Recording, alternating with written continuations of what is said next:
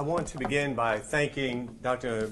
Gonzalez for those very kind and generous words. He's very humble because not only does he have one of those stickers with a three-legged race on the back of his car, but he also gets to put on the back of his car a 26.1 sticker, 26.2 sticker, because this is his second book. And what he failed to tell you is sometimes running with three people can often be much more difficult than running alone. So thank you so much, Dr. Gonzalez, for that. I also want to thank a few other people before I begin. My wife, Colette, my daughter, Soleil,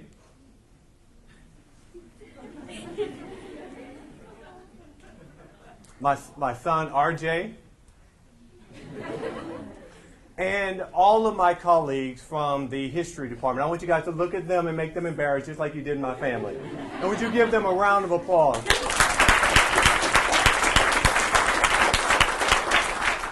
I say that because a book, as those of us who've written one know, it's a collective effort.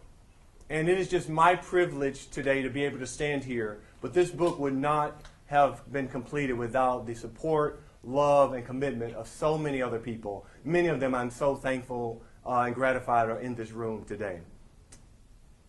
215 years ago this week, on April 18th, 1799, Edward Stevens landed in Cape Francais, a bustling port city of more than 20,000 people in the colony of Saint-Domingue. President John Adams had dispatched Stevens to Cape Francais as the American representative to the government of Toussaint Louverture. Louverture was a former enslaved person of color. He had now become the leader of the Haitian Revolution. On the next day, Louverture, Stevens, and Louverture's advisors met to collaborate on a trade deal. At one point in the meeting, Stevens and the advisors exchanged some very tense words. Let me read from Diplomacy in Black and White how the meeting progressed.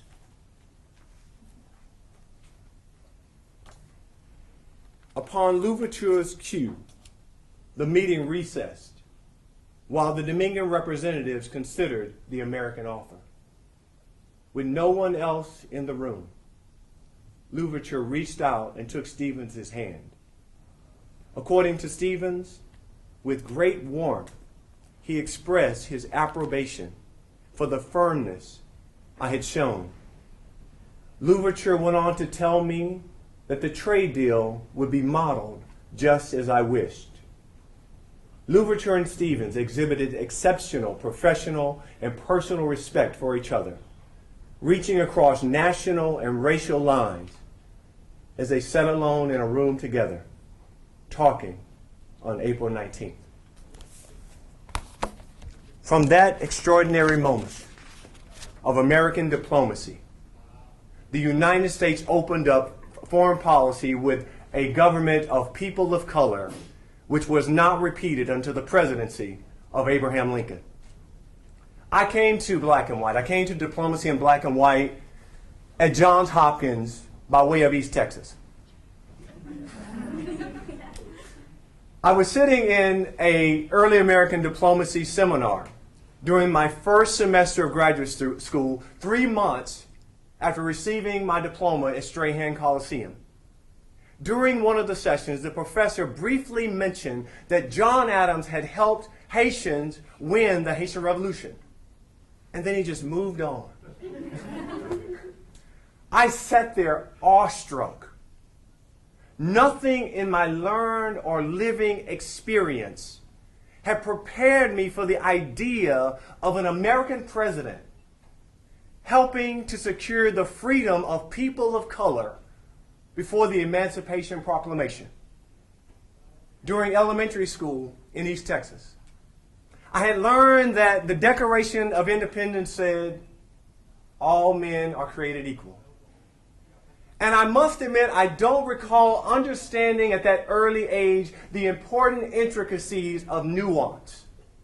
So when I heard all men are created equal in elementary school, it meant for me, all men are created equal. Now, the Union Pacific Railroad tracks run right through the middle of my hometown. Now, Dan Utley, you probably know this much better than I, but the Houston East and West Texas Railroad Company laid those tracks back in 1882 to transport pine products to the Texas Gulf Coast. So as a naive child, I was puzzled at how we in my town, from different racial and economic groups, employed those tracks as a line of demarcation, ensuring that our paths would not cross beyond pleasantries at school, work, or the grocery store. I could neither believe nor accept that viewing each other from across the tracks as undeclared enemies was a good idea. Now, some years removed, I marvel at the capacity of people in towns and cities across America to lay railroad tracks between ourselves. The story of Dominican American diplomacy seeks to answer the question that troubled me since that seminar class at Johns Hopkins. Why did the United States government, as slavery became more entrenched across the American South, why would our government assist people of color in Saint Domingue to secure emancipation and independence?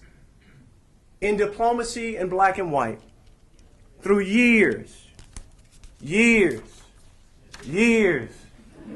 even more years of research, historical method, review and revision, and more review and more revision, my adolescent faith in American ideals came together with intellectual analysis of an early America when the President of the United States engaged in a meaningful relationship with a multicultural population. Now here it's important to remind ourselves that the country we know as Haiti was born from a revolution of enslaved peoples in the French colony of Saint Domingue. Saint Domingue possessed over 500,000 enslaved people of African descent in a colony populated by sugar plantations. In 1791, holders and joined with free people of color to launch the Haitian Revolution. The Haitian Revolution lasted from 1791 to 1804. The Haitian Revolution is the only revolt of enslaved Africans in human history that led to the founding of a nation state. The United States became involved in the Haitian Revolution almost at the very beginning. Now, I don't think it would surprise anyone in this room that President George Washington and later President Thomas Jefferson supported counter-revolutionary methods in Saint Domingue. John Adams dramatically shifted American relations toward the Haitian Revolution after becoming president in 1797. In that same year, General Toussaint Louverture became the leader of Saint Domingue. John Adams and Toussaint Louverture enjoyed a transracial diplomatic alliance that lasted only 28 months. From that moment of extraordinary diplomacy between Louverture and Edward Stevens that we mentioned from the outset, came a bilateral relationship of equal partners, which, though short-lived, changed the course of American and Atlantic world history. The Adams-Louverture alliance helped to double the size of the United States with the Louisiana Purchase in 1803. And it helped to establish the nation of Haiti in 1804. I look forward to my historical colleagues debating, reviewing, and deciding how well I've done my research. But in the end, diplomacy in black and white is about people. The people who made some tough decisions during a tough time. I want readers to see the ordinary people who made such an extraordinary foreign policy. Let me introduce you to two of them before I conclude with a reading from chapter 5. Moïse. Moïse was a Dominican general and a former enslaved African who hated white people. Silas Talbot, the commander of all U.S. naval forces in Saint Domingue, appointed directly by John Adams, was a slaveholder. Let me share a bit of their story. On 16 July 1800, the USS Constitution was moored in the harbor at Cape Francais. Captain Silas Talbot invited General Moise, commander of Saint-Domingue's northern region, aboard his ship for a meeting. At 8 o'clock in the morning, the American flagship welcomed the black general aboard with a 16-gun salute. At 2 o'clock in that afternoon, Captain Talbot, Marine Commander Daniel Carmack, and members of the USS Constitution's officer corps went ashore in response to a very polite note from General Moise, inviting me and my officers to dine with him. The servicemen strolled along Cape Francais Boulevard, enjoying moderate sea breezes on a hazy day. They arrived at Moise's home.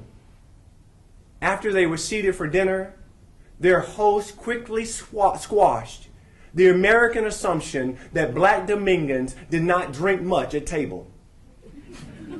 Wine flowed generously.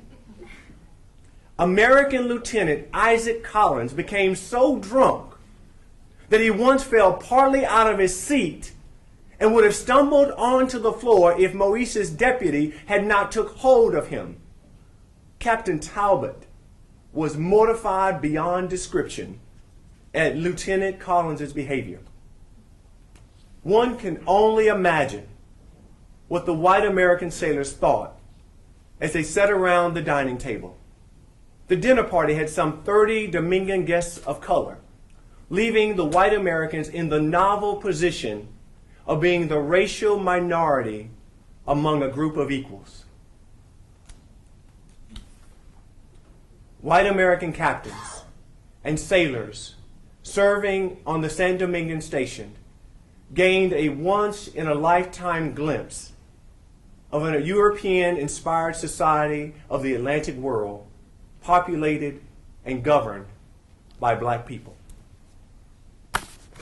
Railroad tracks, laying down by differences of race, politics, religion, gender, and sexual orientation, can be hard to cross. But that does not mean crossing the tracks cannot take place. As we learn from Diplomacy in Black and White, it's already been done before. Thank you.